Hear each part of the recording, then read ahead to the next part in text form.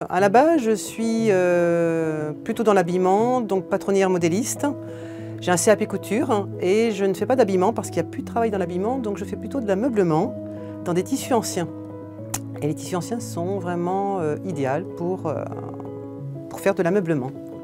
Plus c'est ancien, comme le chanvre, plus c'est idéal pour faire, on va dire, du transat, du parasol, de la voile de barque. Et puis après, on peut avoir des tissus comme le lin, le coton, pour des petits accessoires ou pour des rideaux. En fait, l'ameublement, ça peut aller du rond de serviette à la voile de barque. Je vais faire du sur-mesure pour les locaux et autrement des petits accessoires pour les touristes, les gens de passage. Ben, j'aime mon métier, j'aime la matière que je travaille, vraiment une matière de qualité, du made in France à 100%. Ah, je préfère le chanvre. En fait, c'est la matière la plus jetée parce qu'en fait, les gens n'ont plus d'imagination. Ils n'imaginent les draps anciens que dans les lits. Alors qu'avec le chanvre, on peut faire tout ce qui est à l'extérieur, du transat, du parasol, de voile d'ombrage, voile de barque. En fait, c'est très costaud.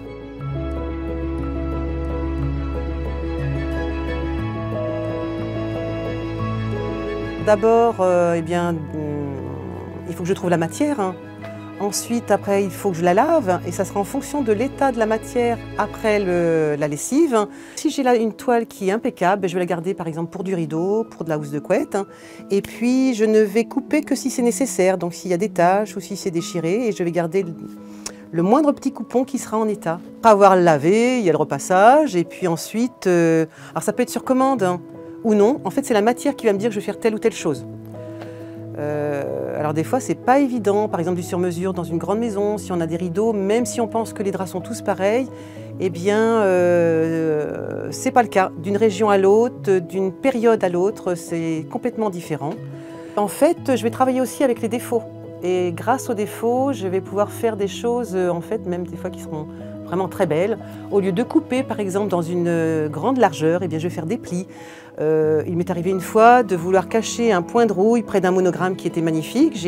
Alors il est vrai que j'ai une formation dans l'habillement, donc souvent mes transformations ressemblent un peu à des vêtements, à des jupes.